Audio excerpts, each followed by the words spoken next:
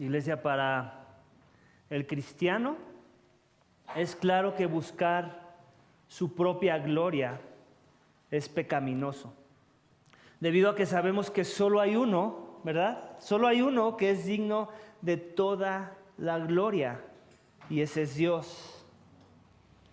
Si tú escucharas, por ejemplo, alguna de mis oraciones decir o pedirle a Dios que me diera gloria, que me glorifique, pensarías lo más seguro es que soy un insolente, arrogante hereje.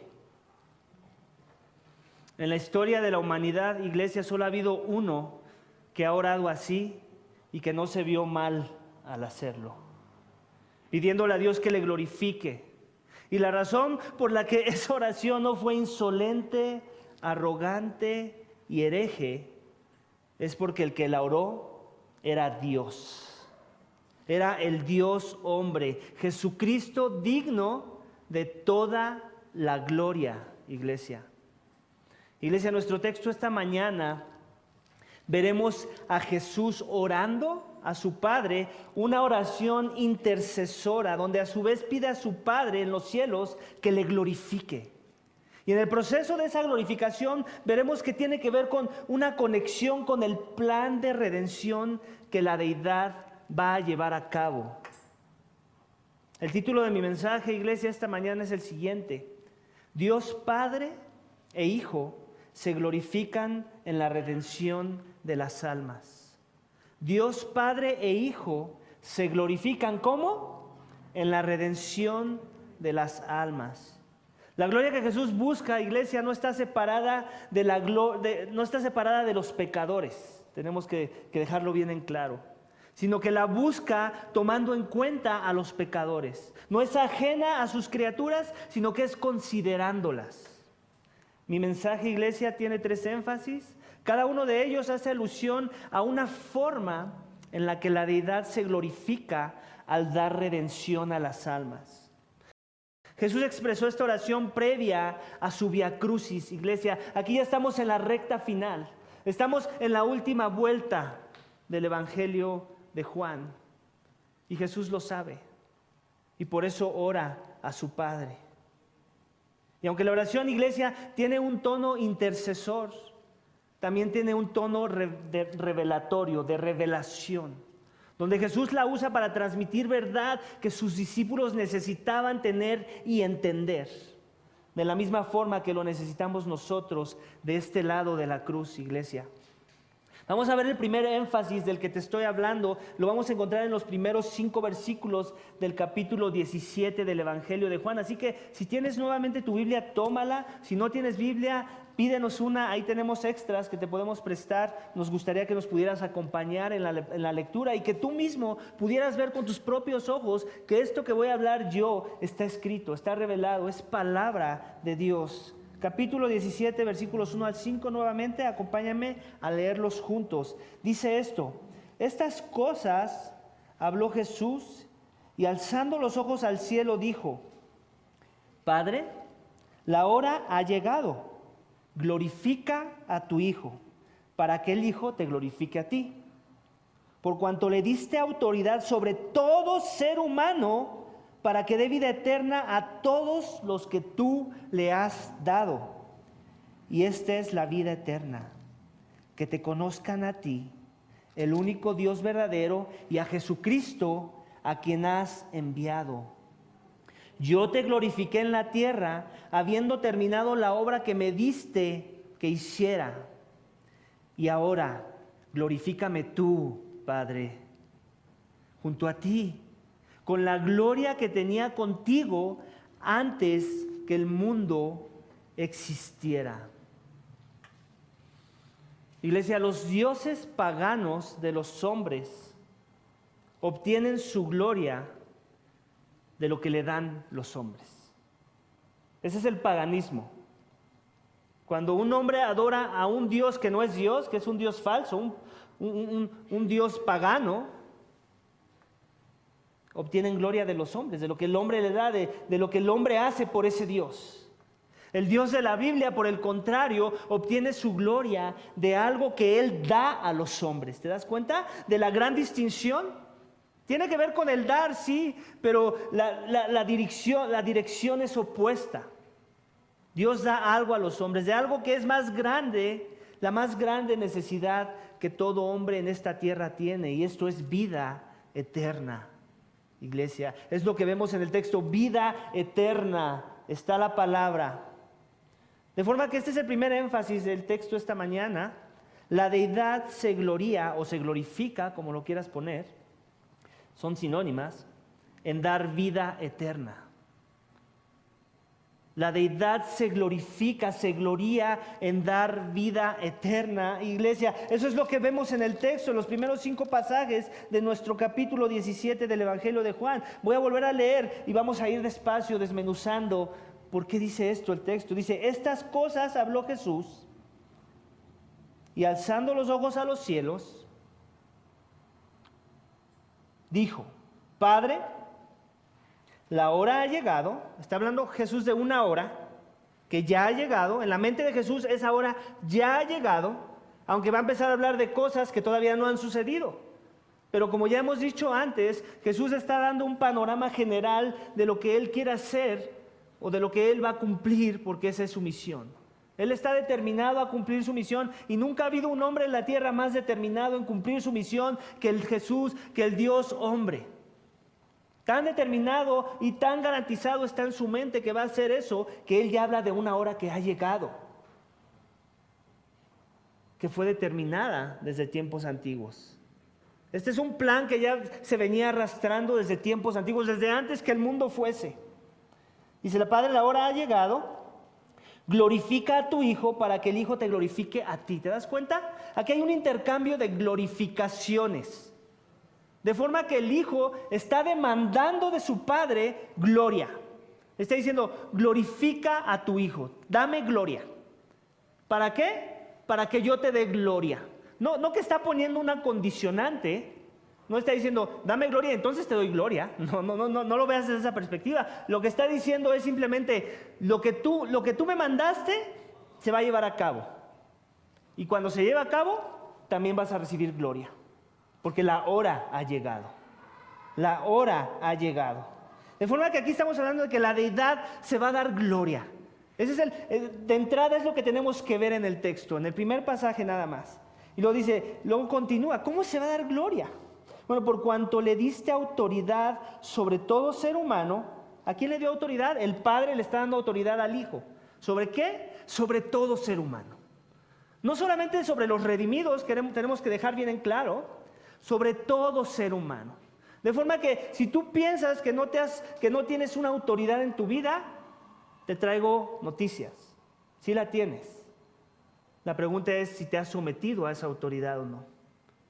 Esa es la única diferencia aquí. En estas sillas, el que está tomando una silla en este momento, en este recinto, tiene una autoridad. La pregunta es si estás consciente de que la tienes y te has sometido a la misma o simplemente vives rebelde a esa autoridad. Dice Jesús nuevamente, por cuanto le diste autoridad sobre todo ser humano. Y aquí viene la parte bonita de la autoridad de Jesús. La autoridad de Jesús no es una autoridad que deberíamos de estar buscando desechar, porque es conveniente que nos sometamos a esa autoridad. No que deberíamos estar buscando a Jesús por conveniencia, pero la realidad es esta, que es nuestra única esperanza. Porque sin la autoridad de Jesús, ¿adivina qué? Estás sin esperanza.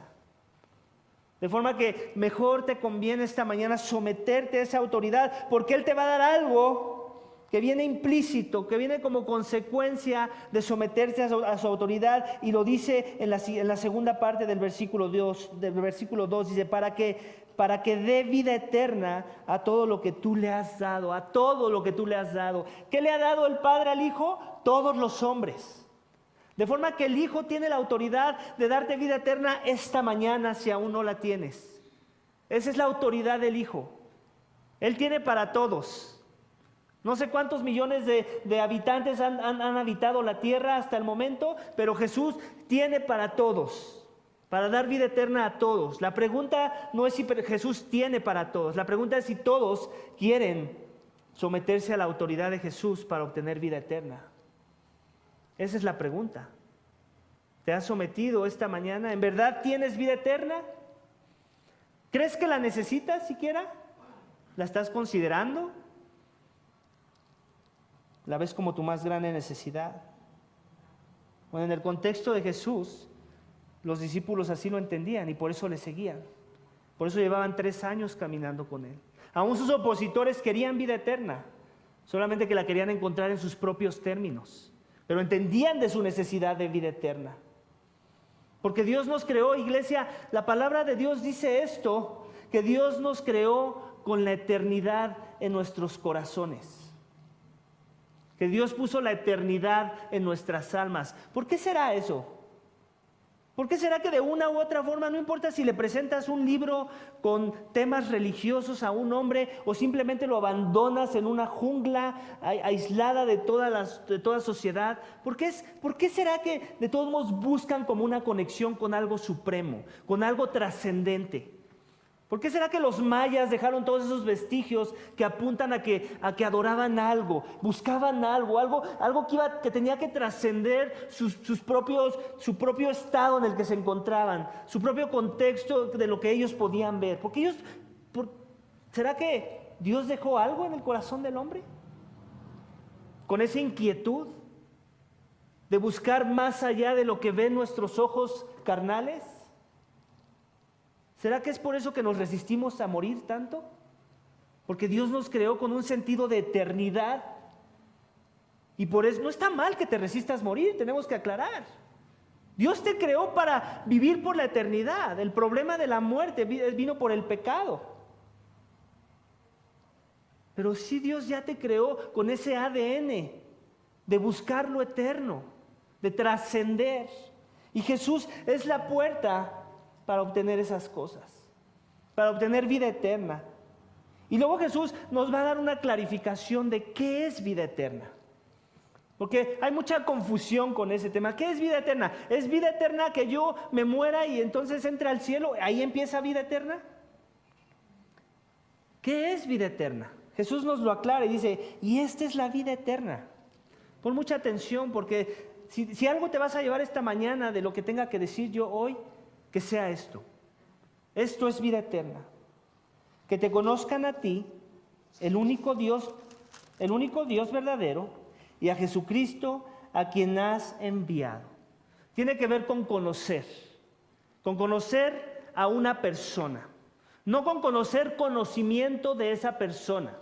No con conocer información de esa persona, con todo y que hay que conocer información y conocimiento para conocer a una persona, ¿cierto? Yo necesito datos de una persona para poder conocer a la persona, pero los datos por sí mismos no me son suficientes. Yo necesito interactuar con esa persona.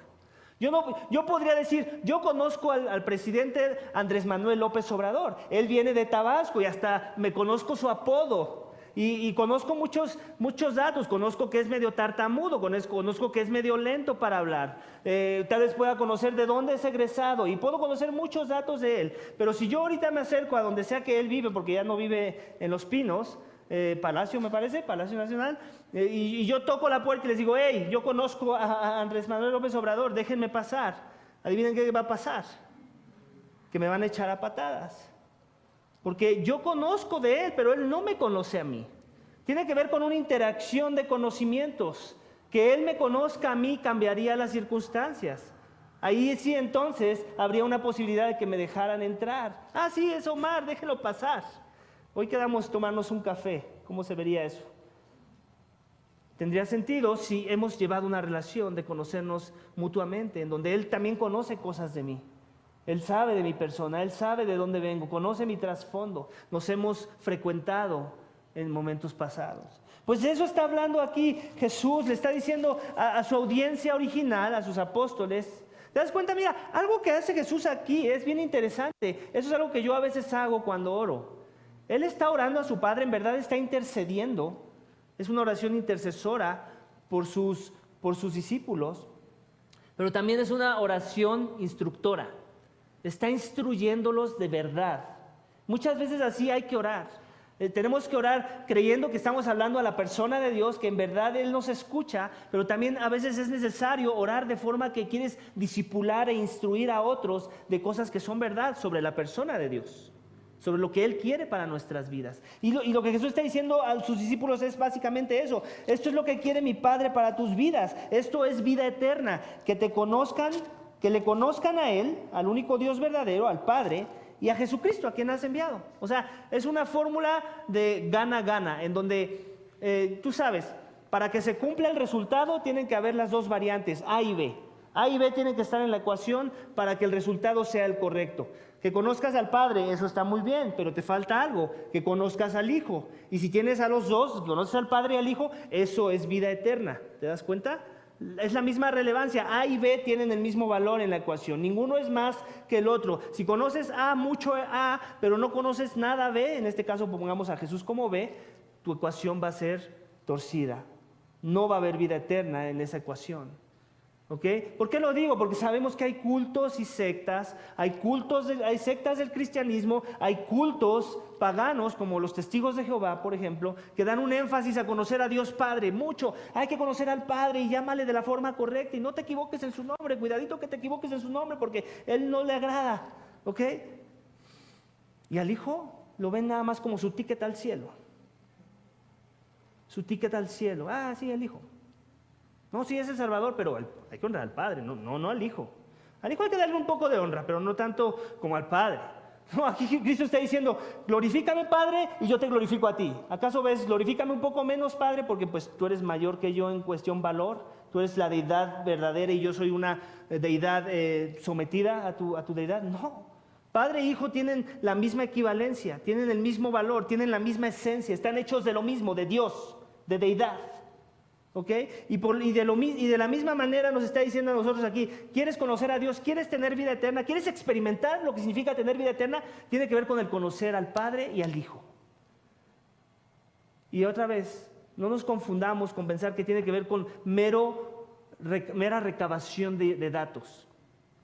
Te voy a dar un ejemplo. Yo no hace mucho salí de vacaciones, fuimos a mi familia y yo, tuvimos la oportunidad y la bendición de ir a un cenote. Y ese lugar es hermoso, de hecho se llamaba el Jardín del Edén y en verdad parecía que estaba yo en el Edén cuando estábamos ahí. Lo estábamos disfrutando bastante, era demasiado grande, profundo y obviamente nosotros tratábamos de nadar y recorrer varios lugares, había pececitos por ahí y nos la pasamos muy bien. Podríamos decir que recorrimos todo el cenote, no es tampoco muy grande, y cualquiera que nos preguntara, es más, si tú me preguntaras esta mañana, hey, ¿conoces el cenote del Jardín del Edén? Yo te diría, sí, yo he estado ahí, lo conozco, ¿no? Pero si después hablaras con uno de otros visitantes que también tuvimos la oportunidad de ver ahí, que traían un tanque de oxígeno atrás y traían sus ropas de buzo, y también fueron al mismo lugar, también nadaron en esas mismas aguas, pero la diferencia entre ellos y mi familia es que ellos se sumergieron a ese cenote. Ese cenote tenía profundidades más bajas de lo que yo podía ver con mis ojos. Tenía cuevas las cuales tú podías explorar y para poderlo hacer necesitabas un equipo de buceo. De forma que si la pregunta me la hace uno de ellos, oye, ¿conoces el cenote Jardín del Edén? Yo le digo, sí, claro, he estado ahí, mis hijos se aventaron no sé cuántas veces desde un árbol y no sé qué. Me va a decir, bueno, entonces, ¿te acuerdas de la cueva que tenía tal apariencia o que estaba así de angosta o que...? No, pues no. Oh, entonces no lo conoces, me va a decir. No lo conoces, porque para decir con toda la amplitud de la palabra que conozco ese lugar, es porque entonces me sumergí como ellos.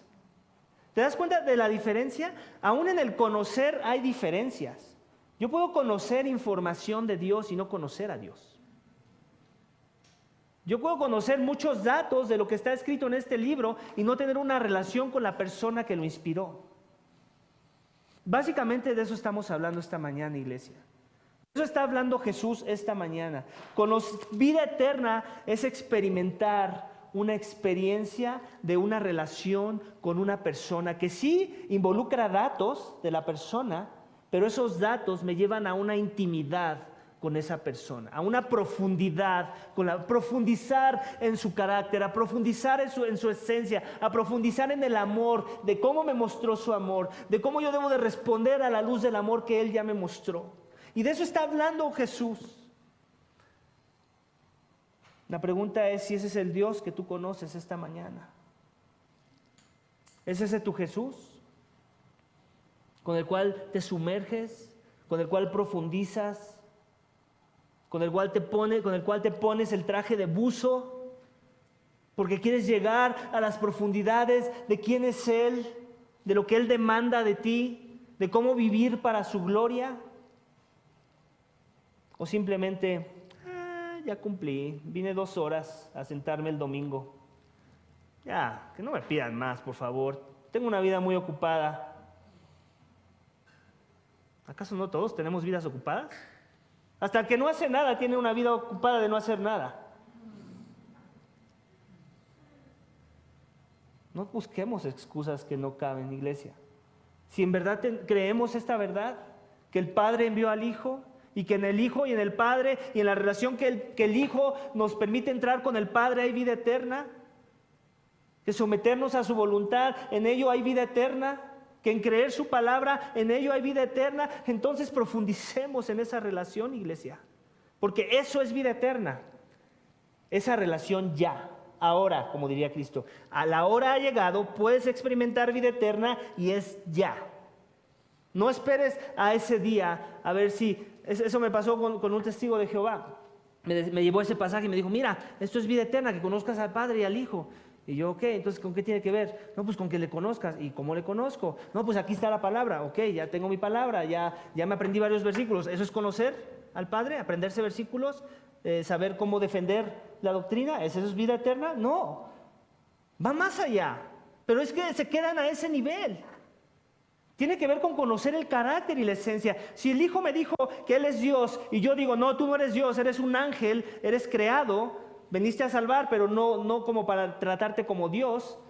¿Le conozco al Hijo? No. Y es que de eso estamos hablando, de profundizar en lo que Dios quiso decir cuando dijo que el Verbo se hizo carne, cuando la palabra se hizo carne, que el Hijo se hizo, el que era Dios exaltado en los cielos, se hizo un hombre, se humilló a lo sumo. Y no nada más es creer esa verdad, eso lo creen los católicos, pero no se someten a esa verdad. Los católicos romanos creen que es por tus obras que hay que ser salvo. Creen que hay que orarle a María y no al Padre. Que es mejor que orarle a María porque ella sí como que nos entiende más. Aquí Cristo no está orando a María, está orando a su Padre. Y en la sección pasada ya vimos que Él nos da acceso al Padre, que el Padre nos ama, que Él ya no va a necesitar interceder por nosotros porque el Padre ya nos ama. ¿Te das cuenta? Eso es la doctrina de Cristo, doctrina bíblica. Dice en el 4, yo te glorificaré en la tierra. ¿Te das cuenta otra vez esta idea de la gloria? Yo te glorificaré en la tierra habiendo terminado la obra que me diste que hiciera. Otra vez, ¿cuál es esa obra? La obra de la redención de las almas, la necesidad que tú y yo tenemos de ser redimidos. Porque ahorita, en este estado, si aún no has sido redimido, te traigo noticias. La palabra de Dios dice que eres esclavo al pecado. Que eres ciego, esclavo al pecado, que por eso no puedes ver tu condición. No solamente eres esclavo al pecado como alguien que pobrecito, no tiene otra opción, sino que amas el pecado. La Biblia dice que lo amas. Es tu Señor. Sirves a ese maestro. Porque no ves nada mejor. Porque no puedes ver tu condición. En el versículo 5 dice, y ahora glorifícame tú, Padre, junto a ti. ¿Te das cuenta?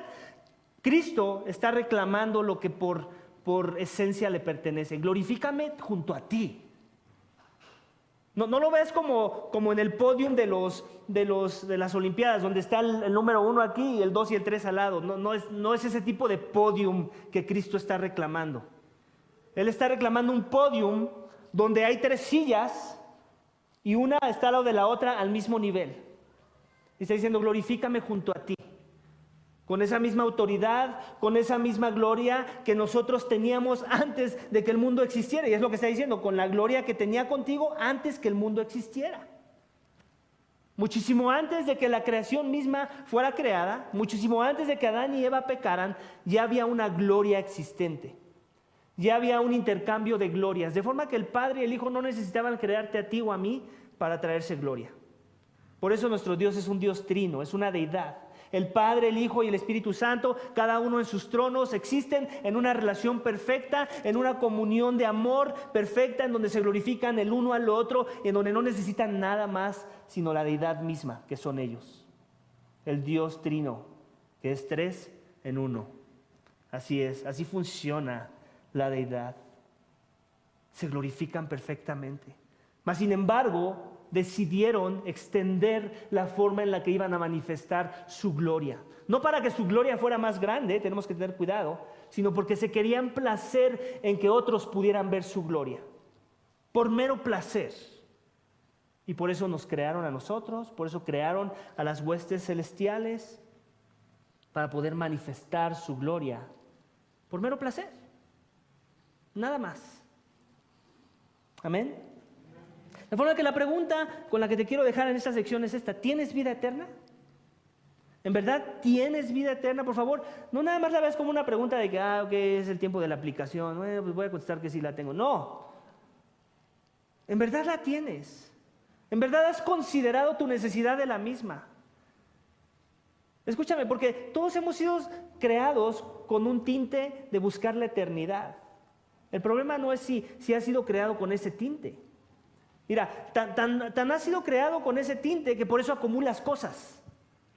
Porque piensas que todas esas cosas te van a servir todos los años que desearías vivir. Pero adivina qué. Aunque te deseo muchos años de vida, no vas a vivir más de 100 años. 110 vamos a ponerle, me voy a ver generoso. No conozco a nadie que ha vivido más de 110 en nuestro contexto. Ha habido personas que han vivido más años, en la Biblia podemos ver pasajes que hablan de esa verdad, pero eso fue siglos atrás.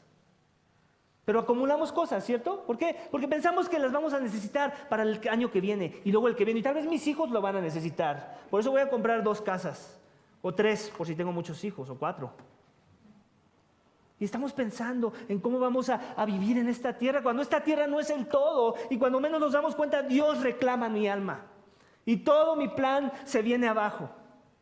Porque viví con una perspectiva meramente terrenal, meramente horizontal. Donde pensé que se trataba de mí y de mi mejor vida ahora. Y Dios me sorprende llamándome a cuentas. Porque a él le pertenece la autoridad de mi alma. Lo acabamos de leer. Padre de Dios sobre todo hombre. ¿Para qué? Para dar vida eterna. Dios sí te quiere dar vida eterna, pero en sus términos y para su gloria. Amén. Vamos a la siguiente sección, iglesia, versículos 6 al 10. Dice, continúa Jesús diciendo, sigue siendo su oración, no ha cambiado, sigue siendo el tiempo de la oración. Dice, he manifestado tu nombre a los hombres del mundo que me diste. Eran tuyos y me los diste y han guardado tu palabra. Ahora han conocido que todo lo que me has dado viene de ti. Porque yo les he dado las palabras que me diste y las recibieron y entendieron que en verdad salí de ti y creyeron que tú me enviaste. Yo ruego por ellos, no ruego por el mundo, sino por los que me has dado porque son tuyos. Y todo lo mío es tuyo y lo tuyo es mío y he sido glorificado en ellos. Iglesia, el problema de Adán y Eva en el jardín del Edén es que no le creyeron a Dios. En eso se resume todo, iglesia. Por eso su desobediencia, por su falta de fe en la palabra de Dios. Jesús en esta sección le dice a su Padre en versículo 10 que Él ha sido glorificado en sus discípulos. ¿Debido a qué? Debido a que ellos sí guardaban su palabra. Ellos sí estaban creyendo lo que Él les decía. Lo que el Padre les dijo que le tenía que decir a los discípulos, ellos lo estaban creyendo en ese momento. Por eso seguían. Contrario a lo que hicieron Adán y Eva en el jardín del Edén. Iglesia, este es el segundo énfasis del texto esta mañana, sacado de esta sección, versículos 5 al 10. La deidad se glorifica en la obediencia y fe de los redimidos. Tu obediencia y tu fe glorifica a Dios. Obviamente, ¿por qué la glorifica? Porque Dios lo provoca en ti. Es Dios el que provoca obediencia en tu persona. Es fe la que Dios pone en tu ser para Él ser glorificado. Por mi propia cuenta, yo no puedo glorificar a Dios. Yo no puedo, pero sí en sus fuerzas. Voy a volver a leer, vamos despacio. He manifestado tu nombre a los hombres que del mundo me diste. Ya hemos hablado de ese tema, ¿verdad? Todos estamos metidos en una olla que se llama el mundo. De esos, Dios mete la cuchara y saca a unos de esa olla, a los cuales ya no va a llamar el mundo. Los va a llamar los suyos, sus hijos, sus redimidos, sus separados, sus apartados. Dice, he manifestado tu nombre a los hombres que del mundo me diste, que eran tuyos, y me los diste y han guardado tu palabra. Entonces, ¿te das cuenta de la idea de guardar la palabra? Cuando yo guardo la palabra, cuando mis hijos guardan mi palabra, ¿qué están haciendo? Están obedeciendo. En otras palabras, Jesús le está diciendo, y ellos han obedecido. Ellos sí están obedeciendo. No como Adán y Eva, que no obedecieron, que se rebelaron en contra de tu voluntad. Ellos están haciendo lo opuesto. Estos que tú me diste, a los cuales yo he manifestado tu nombre. Ahora, dice, han conocido que todo lo que me has dado viene de ti. En otras palabras, no solamente creen que Él vino de Dios, sino porque también lo creen, por las obras de Jesús. ¿Qué es lo que le ha dado el Hijo al Padre al Hijo? Toda autoridad. No solamente sobre los hombres, sino también sobre la creación misma. Él puede manipular la creación misma.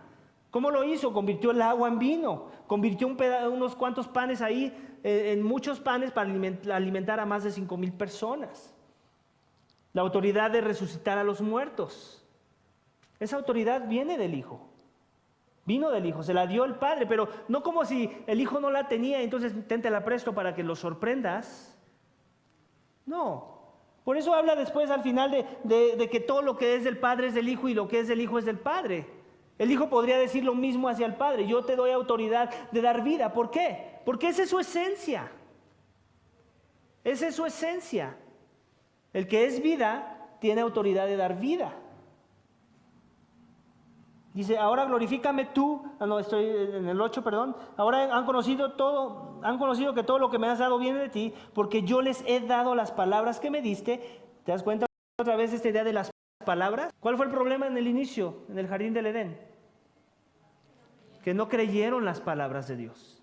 Pero aquí ahora Jesucristo está hablando de una nueva dirección, en donde hay un grupo de personas que son 11, hasta aquí, porque aquí ya Judas ya se apartó del camino, que son 11, a los cuales Él les dio la palabra y ellos la han creído, han conocido que todo lo que me has dado viene de ti, porque yo les he dado las palabras que me diste y las recibieron y entendieron que en verdad salí de ti y creyeron que tú me enviaste. Esto es bien importante. Ellos están creyendo algo y para Jesús eso es bien importante. Que crean que en verdad Él es la persona que dice que es, que en verdad el Padre lo envió por las razones que el Padre dice que son, y eso es todo lo que hay que creer. ¿Cuál es la verdad que el Hijo quiere que creamos de lo que Él dice que es? Que Él es Dios en la carne. Que en verdad el sacrificio que se demandaba de mí por mi pecado no podía venir de un sacrificio meramente horizontal, finito, hecho por manos humanas. Necesitaba ser perfecto, infinito, y tenía que venir del único que tiene ese perfil, que es Dios. También está diciendo que el Padre lo envió. Ellos han creído que Él lo envió. ¿Para qué lo envió? Porque vio la más grande necesidad del hombre. Necesidad de salvación, de redención. Él vio nuestro estado caído. Él vio nuestro estado sin ninguna esperanza de hacerlo en nuestras fuerzas. Y entonces Él mismo propuso el sacrificio. Como la historia de Abraham con su hijo, ¿recuerdas? Con su hijo Isaac. Dios le pide hacer un sacrificio y Él lo que prueba ahí es su fe. Si Él en verdad cree que Dios es más valioso que su hijo mismo. Y cuando Abraham está a punto de sacrificar a su hijo, Dios lo detiene y le dice, tranquilo, que yo voy a dar el sacrificio, porque es el sacrificio que se demanda, es un sacrificio que va más allá de algo que atesoras mucho como tu hijo. Es algo que Dios mismo atesora, su propio hijo. Y de eso estamos hablando. Eso es lo que hay que creer, iglesia. Hay que creer que, porque yo les he dado las palabras que me diste y las recibieron y entendieron que en verdad salí de ti y creyeron que tú me enviaste. Hay que creer que tú necesitas ese envío, ese sustituto. Que en tus fuerzas, con tu propia justicia, no puedes justificarte delante de un Dios que es santo, santo, santo, separado, puro, perfecto.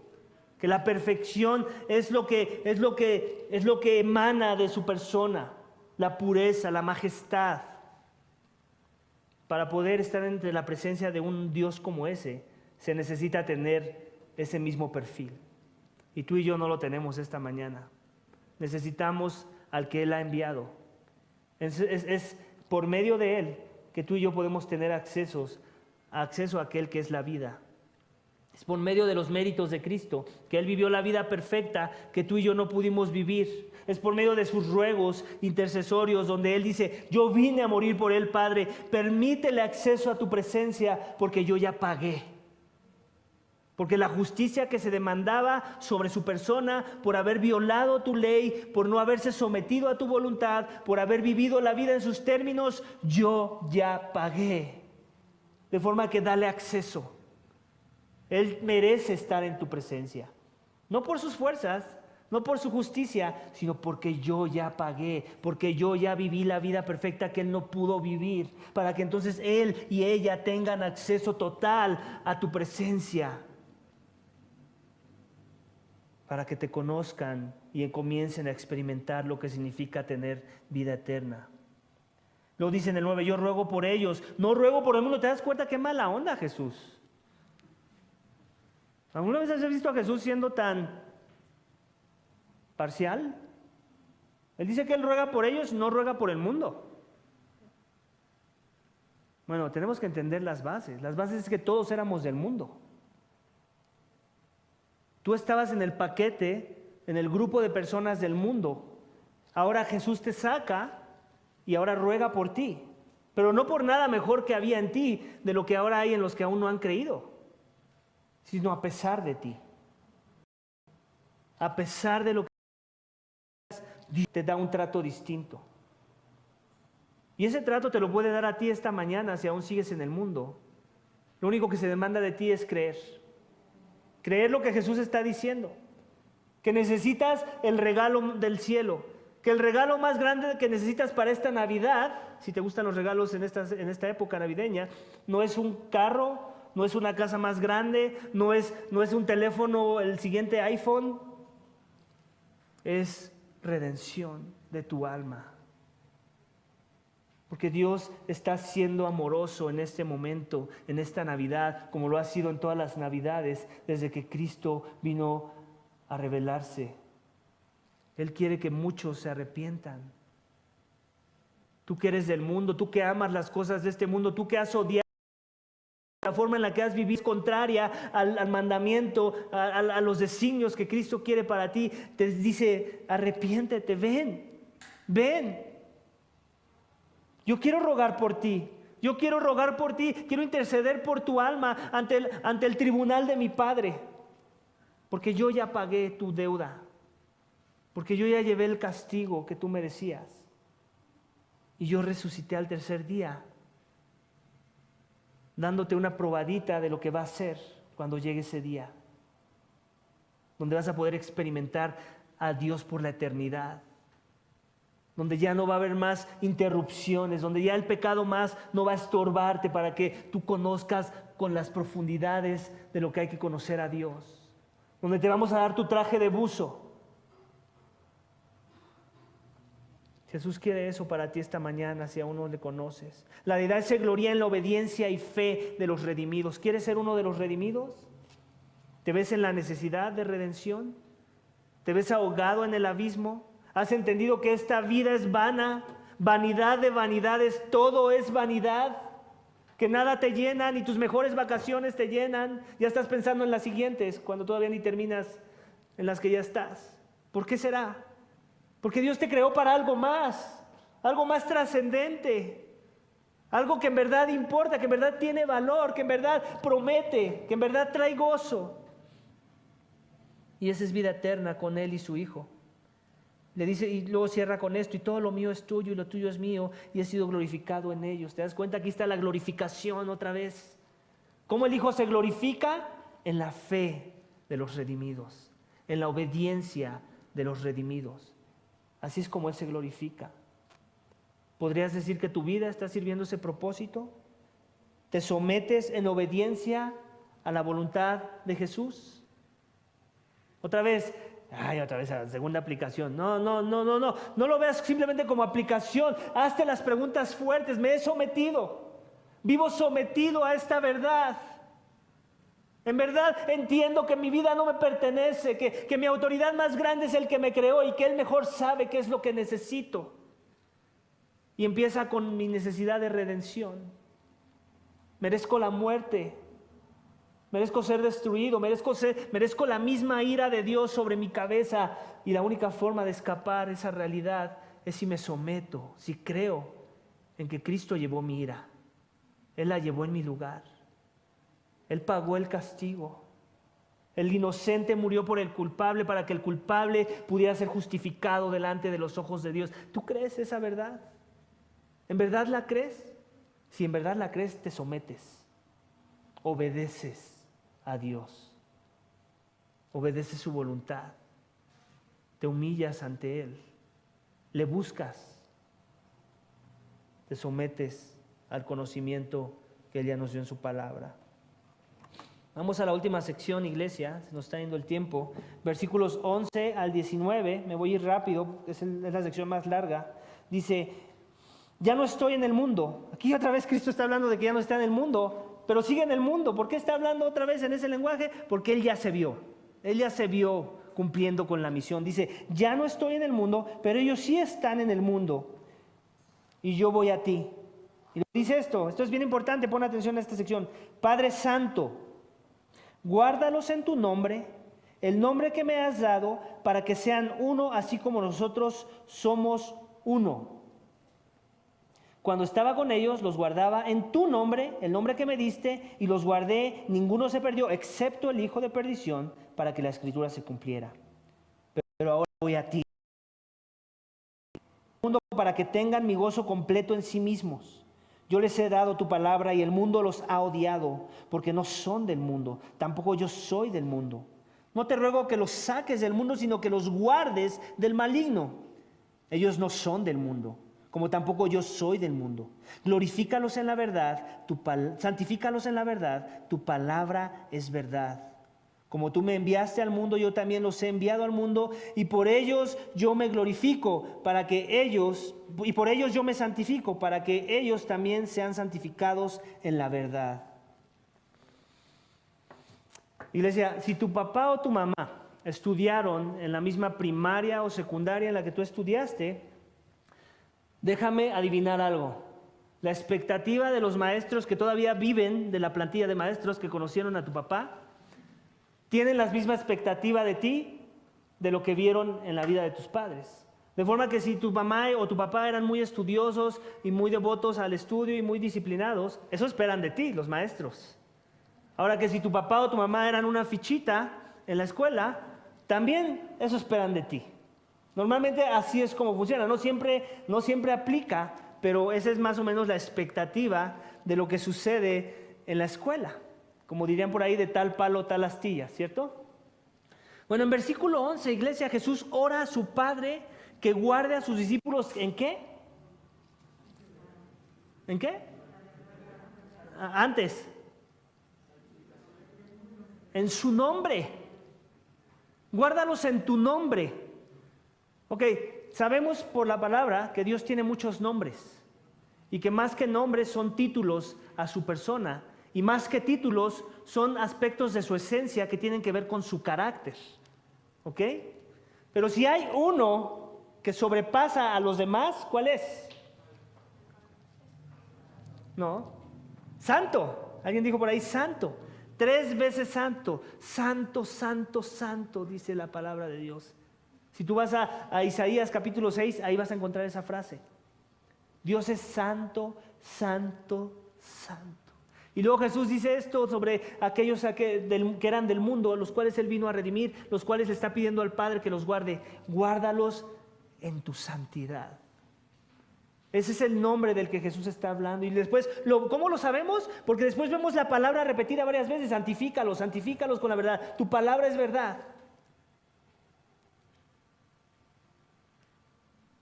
Dios, el Dios hombre, Jesús está hablando de que hay algo de lo cual quiere rogar a su Padre para que Él nos guarde, que nos guarde en santidad.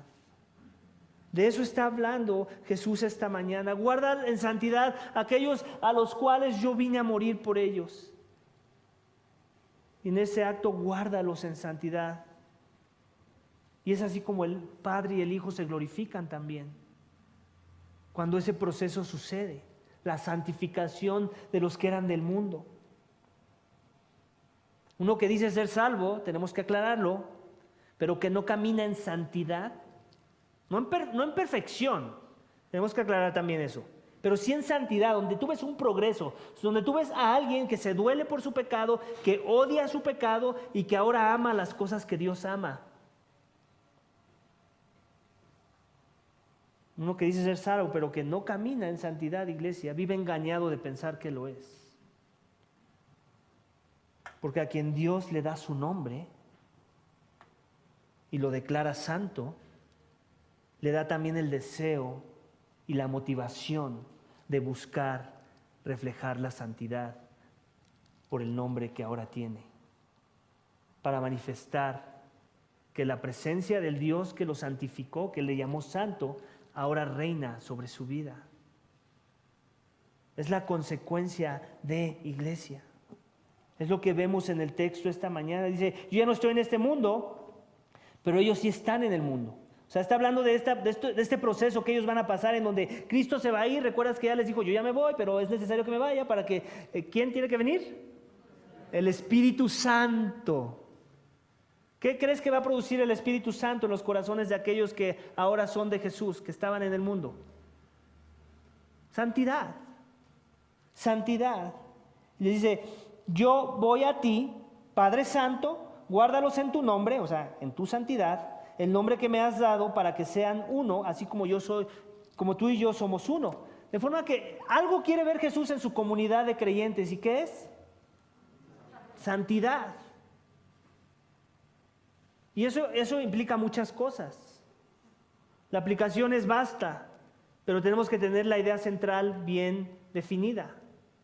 Una de las razones por la que tú y yo estamos aquí esta mañana no es porque nos queremos limpiar nuestros pecados, no es porque nos queremos sentir mejor, no es porque me llevo muy bien con muchos de ustedes o no, es porque Dios está interesado por santidad. Él me quiere santificar, Él te quiere santificar a ti, y adivina qué, Él te va a usar a ti para santificarme a mí y me va a usar a mí para santificarte a ti, y es así como funciona. Es un proceso en el que nosotros jugamos un rol como iglesia, pero no nada más nosotros, su palabra misma. Su palabra es la que nos santifica a todos, y es lo que continúa diciendo. Dice, cuando estaba con ellos los guardaba en tu nombre. ¿Cómo los guardaba? En santidad. Caminar con Jesús es caminar en santidad. Imagínate, estás caminando con el perfecto, con el que nunca peca, por lo menos te trae convicción de pecado y nada más verlo cómo vive su vida. Y encima de eso les proclamaba, les decía quién era Dios, quién era Él, lo que ellos debían estar buscando.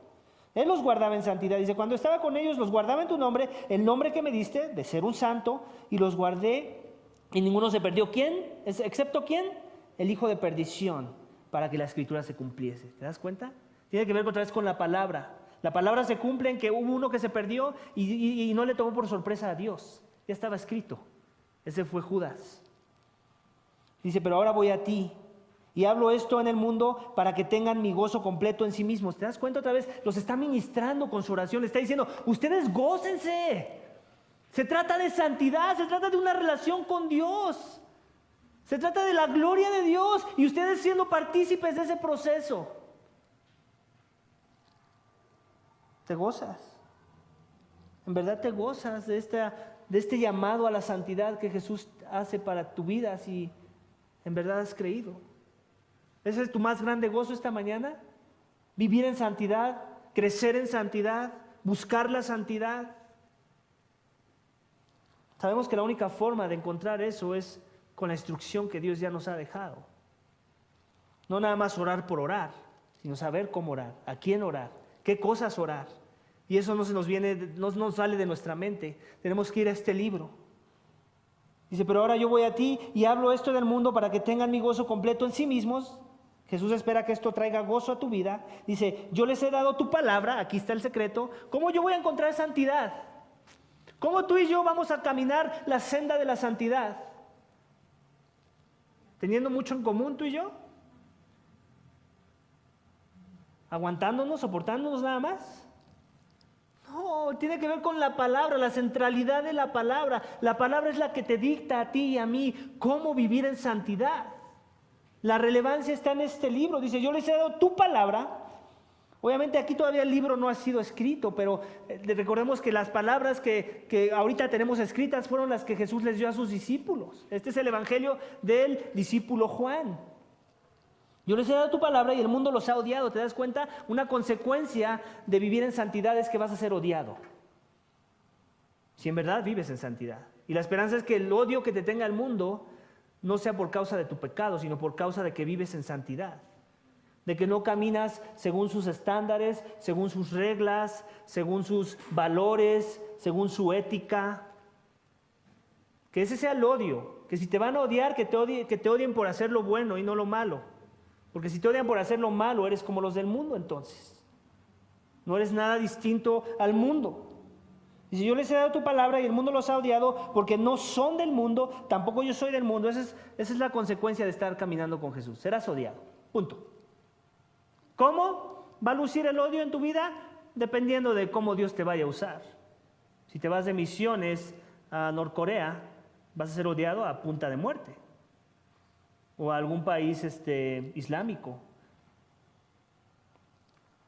Dice, no te ruego que los saques del mundo, sino que los guardes del maligno. ¿Te das cuenta? Jesús está interesado que tu santidad tenga que ver con el proceso de estar en este mundo. Él no hubiera tenido ningún problema en arrebatarte y llevarte a los cielos. Mas, sin embargo, no lo hizo así. Porque Él consideró que el proceso por el cual tú tenías que pasar para caminar en santidad, para crecer en santidad, tenía que ver con vivir la corrupción de este mundo y con los corrompidos de este mundo. Así es como Él te va a limpiar, a purificar, como se purifica el oro, con fuego, porque te ama. Y Él quiere que estés gozoso en el proceso.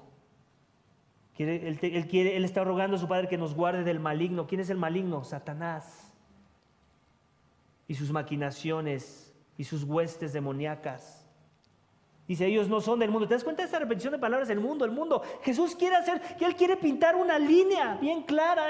Hay un grupo de aquellos sobre los cuales yo tengo autoridad que son el mundo. Hay otro grupo sobre los cuales yo tengo autoridad que no son el mundo. Los que no se han sometido a mi voluntad son aquellos que te van a hacer daño. Los que ya se sometieron a tu voluntad, a mi voluntad, son aquellos que también van a servir el propósito de edificarte con sus vidas.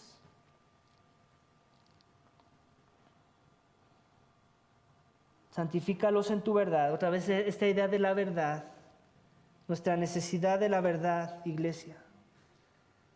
El tercer énfasis es la deidad se gloría en la santificación de los que eran del mundo. Ese es el último énfasis de nuestro texto esta mañana. La deidad se gloría en la santificación de los que eran del mundo. ¿Tú crees que en verdad se gloría? Claro que se gloría, pues Él lo produce.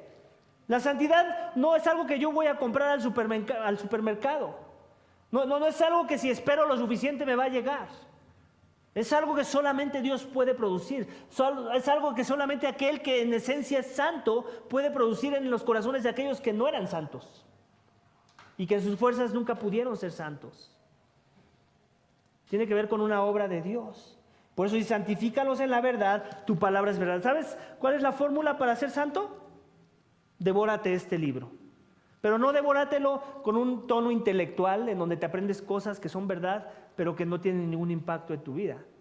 ¿Sabes cuál es la otra parte de la fórmula? Necesitas al Espíritu Santo. Ese es el único que hace que este libro en verdad tenga un impacto de santidad sobre tu persona. Si el Espíritu Santo de Dios no mora en ti, no importa si memorizas cada palabra de este libro, la santidad no va a venir a tu vida. Porque esto es mágico, en serio que lo es. En verdad lo es. Es un milagro que Dios comience a trabajar un corazón para que viva en santidad. Porque nuestra inclinación es vivir amando las tinieblas, amando nuestro pecado. Luego dice, como tú me enviaste al mundo, yo también los he enviado al mundo. Sabemos que hay una comisión en medio de todo esto, ¿verdad? La gran comisión, y de hacer discípulos, y de hablar a otros de que el Dios hombre vino a traer redención, de que Dios se quiere glorificar en la salvación de los que aún viven en tinieblas. Dice, y por ellos yo me santifico, para que ellos también sean santificados en la verdad. Mas no ruego solo por estos, sino también por los que han de creer. Este ya es parte de del siguiente sermón. Iglesia, Dios te salvó para santidad. Y ese proceso no lo garantiza que no va a haber dolor, que no va a haber tribulación, que no va a haber estorbos en el camino, pero Dios los va a quitar. El dolor Dios lo va a sanar. El resultado final es el que debemos estar buscando y en el que debemos de poner nuestra mira, iglesia. Nadie que no vive una vida en santidad va a desear y va a pasar un buen tiempo en el cielo.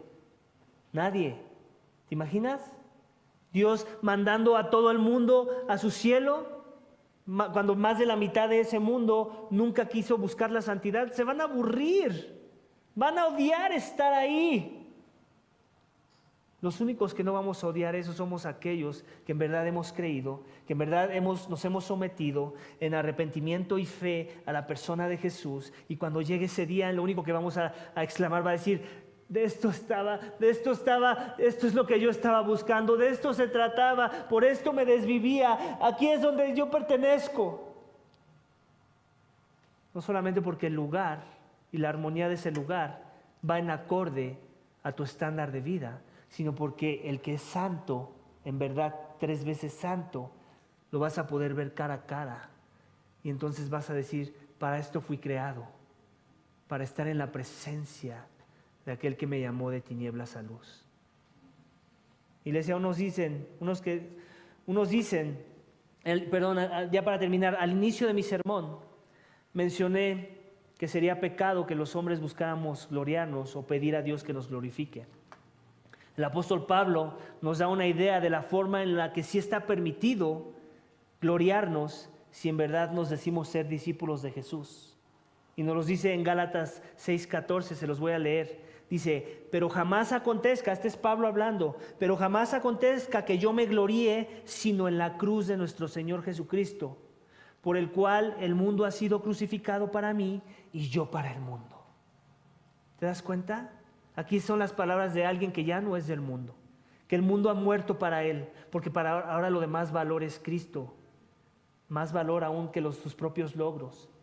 De forma que cuando él tenía la tentación de gloriarse, adivina qué venía a su mente. No yo, sino Cristo en mí. Vamos a orar, iglesia, para que Dios nos dé esa gracia. Señor, te damos gracias. Gracias porque tú nos creaste para tu gloria. Señor, tú y el Padre se glorifican a sí mismos por medio de la redención de las almas. No que había una necesidad de salvar para entonces glorificarse, sino que es la extensión de su favor, es la extensión de su generosidad, que quisieron salvar a lo que merecía muerte, quisieron salvar a lo que vivía en tinieblas, quisieron salvar a lo que no se sometía y escupía a la cara de la deidad. Señor, ayúdanos a atesorar la salvación. Que si hay alguien aquí reunido esta mañana que aún no te conoce, que no conoce lo que es vida eterna, que no conoce al Padre y al Hijo en los términos del Padre y en los términos del Hijo, Señor, quebrántalo.